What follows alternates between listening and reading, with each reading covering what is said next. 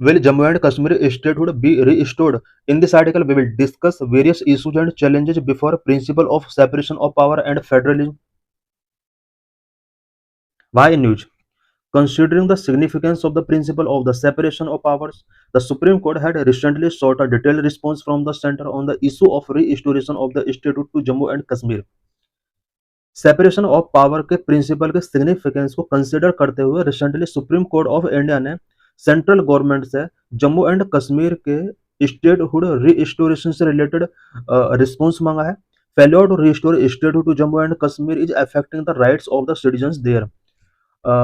Jammu and Kashmir को statehood given नहीं किया गया है, इससे वहाँ के सिटीजन्स के जो राइट्स हैं वो अफेक्ट हो रहे हैं। It is also violating the essential feature of the federalism and thereby the basic structure of the constitution.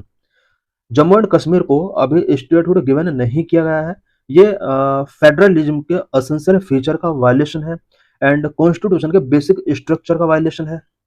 Constitutional provisions to create a new state create करने के लिए कॉन्स्टिट्यूशन के अंदर क्या क्या प्रोविजंस किए गए हैं। There are 3 process enshrined in the constitution of India for creating state.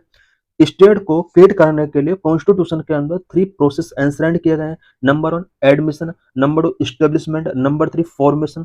Admission of a new state into the territory of India. India के टेरिटरी में अगर न्यू स्टेट का एडमिशन करना होता है तो उसके लिए क्या प्रोसेस है। The entity should have its own organised political entity. Entity का अपना ऑर्गेनाइज्ड पॉलिटिकल एंटिटी होना चाहिए। अगर उसका पॉलिटिकल एंटिटी होगा तो उस केस में हम इसको एडमिट कर सकते हैं अपने इंडियन स्टेट के अंदर। Admission through acquisition shall be guided by international law. Acquisition के थ्रू अगर हम एडमिशन करते हैं अपने इंडियन टेरिटरी में देन ये इंटरनेशनल लॉ के द्वारा गाइड होना चाहिए। This was the process by which Jammu and Kashmir was admitted into the India territory through the instrument of accession in 1947। Jammu and Kashmir को 1947 में इंस्ट्रूमेंट ऑफ एक्सेशन के थ्रू इंडियन टेरिटरी में एडमिट किया गया था। By executing this instrument of accession under the provision of the Indian independence act 1947, the then ruler of Kashmir Maharaja Hari Singh agreed to accede his state to India. Indian independence act 1947 के instrument of accession provision के according Jammu and Kashmir के महाराजा हरि सिंह ने जम्मू और कश्मीर को Indian state के before accede किया था। It means Indian territory में इसको ऐड करने के लिए उसने एक तरीके से एग्रीमेंट गिवन किया।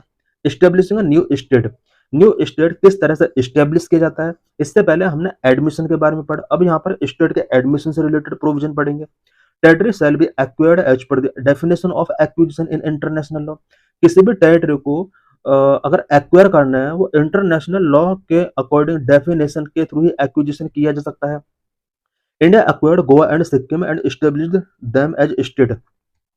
इंडिया ने एस्टेब्लिश के थ्रू गोवा एंड सिक्किम को इंडिया स्टेट का पार्ट बनाया था। Formation of a new state का फॉर्मेशन कैसे किया जाता है। It includes reorganisation of state. इसके अंडर स्टेट्स के रीऑर्गेनाइजेशन को इंक्लूड किया गया है जो कि आर्टिकल 3 के अंदर मेंशन है। Reorganisation of an existing state which lead to India to take its number of 14 state in 1956 to 29 state before the enactment of the Jammu and Kashmir reorganisation act 2019।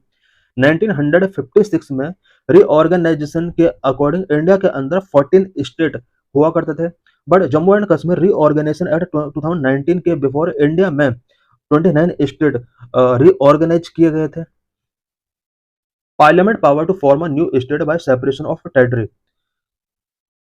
Territory को सेपरेट करके भी न्यू स्टेट फॉर्म किए जा सकते हैं। इससे related parliament के पास क्या क्या पावर है। Article 3 of the constitution provide for process of reorganisation where in parliament में by law form a new state. Constitution का आर्टिकल 3 के अकॉर्डिंग न्यू स्टेट रीऑर्गेनाइजेशन किए जा सकते हैं और इसके लिए पार्लियामेंट को ऑथराइज किया है। Number 1 by separation of territory from any state और बाय यूनिटिंग 2 और मोर स्टेट और part of state by uniting any territory to a part of state. Parliament new state form करने के लिए 2 और मोर स्टेट को यूनाइट कर सकती है। किसी स्टेट के पार्ट एरिया को इंक्रीज कर सकती है, डिक्रीज कर सकती है, किसी स्टेट के बाउंड्रीज को अल्टर कर सकती है, किसी स्टेट के नेम को अल्टर कर सकती है, यूनियन में diminish the area of a state, it can not take it away by making it a union territory. Union government किसी स्टेट के एरिया को डिमिनिश करके उसको यूनियन टेरिटरी डिक्लेयर नहीं कर सकती। This would be against the federal feature of India, ये India के फेडरल फीचर के अगेंस्ट होगा। Therefore it is mandatory for the union to restore the statehood of Jammu and Kashmir. यही वजह है कि जम्मू एंड कश्मीर के लिए स्टेटहुड रिस्टोर करना यूनियन के लिए मैंडेटरी हो जाता है। ऐसा इसलिए हो रहा है बिकॉज ये कॉन्स्टिट्यूशन के अंदर मैंडेट किया गया है कि किसी स्टेट के एरिया को डिमिनिश करके यूटी में उसको कन्वर्ट नहीं किया जा सकता है यूनियन के द्वारा, और जम्मू एंड कश्मीर के साथ ऐसा ही किया गया है। यही वजह है कि यूनियन गवर्नमेंट के ऊपर ये ऑब्लिगेशन है कि वो जम्मू एंड कश्मीर को स्टेटहुड गिवन करे। What about India's federal design, India के फेडरल डिजाइन से रिलेटेड हम यहाँ पर कुछ इंपॉर्टेंट पॉइंट्स डिस्कस करेंगे।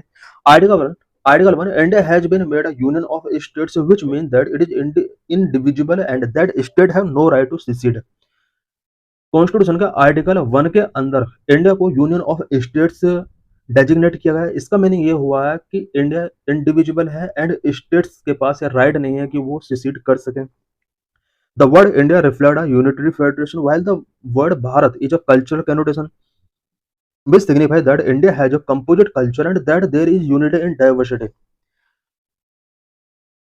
कॉन्स्टिट्यूशन के अंदर इंडिया एंड भारत दोनों वर्ड का यूज किया गया है, जहां पर इंडिया यूनिटरी फेडरेशन को रिफ्लेक्ट करता है, भारत कल्चरल कॉनोटेशन को रिफ्लेक्ट करता है। इट मींस इंडिया और भारत दोनों वर्ड इंडिया के composite culture and unity in diversity को रिफ्लेक्ट कर रहे हैं। Word federation is not used despite being a two tier system of governance. The word federation is not used but rather union is written expressly to ensure India's federal character and unitary spirit.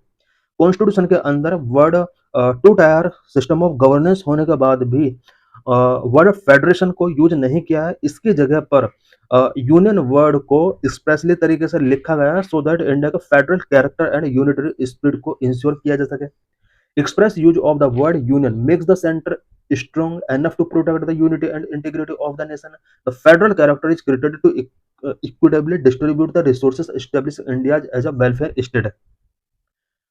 Union word को specially तरीके से use किया गया है, ये कहीं ना कहीं सेंटर को स्ट्रॉन्ग करने के लिए ऐसा यूज किया गया सो दैट इंडिया की यूनिटी एंड इंटीग्रिटी को सेंटर प्रोटेक्ट कर सके। फेडरल कैरेक्टर जो है हमारे इंडियन सिस्टम का वो इसलिए है ताकि रिसोर्स का इक्विटेबली डिस्ट्रीब्यूट किया जा सके एंड इंडिया को एक वेलफेयर स्टेट बनाया जा सके। This is the reason that India federal character has been included in the basic structure of constitution. यही वजह है कि इंडिया के फेडरल कैरेक्टर को कॉन्स्टिट्यूशन के बेसिक स्ट्रक्चर में इंक्लूड किया गया है। वह Rajya Sabha has been made a permanent house, Rajya Sabha को एक परमानेंट हाउस क्यों बनाया गया? Without a federal design India union would lose its existence. Federal design के विदाउट इंडियन यूनियन जो होगा उसका कोई एग्जिस्टेंस नहीं होगा। Hence the Rajya Sabha has been made a permanent house in the Article 83 which writes that it shall not be subject to dissolution. यही वजह है कि राज्यसभा को आर्टिकल 83 के अकॉर्डिंग परमानेंट हाउस बनाया गया, जिसके अंदर ये लिखा हुआ है कि इसका कॉन्स्टिट्यूशन के अंदर ये लिखा हुआ है कि यह डेजोल्यूशन का सब्जेक्ट नहीं होगा। The states representation must always be at the union level to maintain and sustain India's unitary federation. Union level पर स्टेट्स का रिप्रेजेंटेशन इसलिए होना चाहिए so that India unitary federation को मेंटेन किया जा सके, सस्टेन किया जा सके। यूनियन लेवल पर स्टेट्स का रिप्रेजेंटेशन राज्यसभा के अंदर होता है। Thus, it is imperative that the statehood Jammu and Kashmir be restored to protect the sanctity of the federation. Federation की सैंक्टिटी को प्रोटेक्ट करने के लिए ये इंपॉर्टेंट हो जाता है कि जम्मू एंड कश्मीर को स्टेटहुड गिवन किया जाए। What is present situation in Jammu and Kashmir? Jammu and Kashmir में प्रेजेंट में क्या सिचुएशन है? Supreme court worded on articles 370 and 35A in 2023 the Supreme Court upheld the abrogation of article 370 and 35A and also directed the union government to restore the statehood of Jammu and Kashmir and hold legislative assembly elections। 2023 में supreme court ने article 370 and 35A के abrogation को upheld किया and union government को direct किया कि वो Jammu and Kashmir के लिए स्टेटहुड रीस्टोर करे एंड लेजिस्लेटिव असेंबली इलेक्शंस वहां पर कंडक्ट कराए। Elections to assembly elections for the 90-member assembly were held in 2024 but till now government has not restored the statehood as ordered by the court। 2024 में 90 member assembly के लिए elections कराए गए थे, but government ने अभी तक स्टेटहुड जम्मू एंड कश्मीर को गिवन नहीं किया गया है कोर्ट के डायरेक्शन के बाद भी। Effect of restoration of statehood, अगर जम्मू एंड कश्मीर को स्टेटहुड रीस्टोर कर दिया जाता है देन उसके क्या क्या इफेक्ट होंगे। Restoration of the statehood would empower the elected government in Jammu and Kashmir and lieutenant governor power would be curtail affecting the present position of the union over the UT of Jammu and Kashmir. अगर Jammu and Kashmir को statehood restore कर दिया जाता है then elected government of Jammu and Kashmir, it mean Jammu और कश्मीर की जो elected government है उसको ज्यादा पावर मिल जाएगी, जबकि लेफ्टिनेंट गवर्नर की पावर यहाँ पर कर्टेल हो जाएगी। और प्रेजेंट में यूनियन की जम्मू एंड कश्मीर के ऊपर जो पोजीशन है या जो पावर है वो अफेक्ट हो जाएगी। इस वजह से अभी तक जम्मू एंड कश्मीर को पावर स्टेटहुड रिस्टोर नहीं किया गया है। If stated not given, it would be inconsistent with the constitutional design of India and would definitely erode its federal feature. अगर जम्मू एंड कश्मीर को स्टेटहुड गिवन नहीं किया जाता है देन ये कॉन्स्टिट्यूशनल डिजाइन के साथ इनकंसिस्टेंट होगा एंड कॉन्स्टिट्यूशन के अंदर जो फेडरल फीचर्स हैं वो डेफिनेटली वो इरोड हो सकते हैं।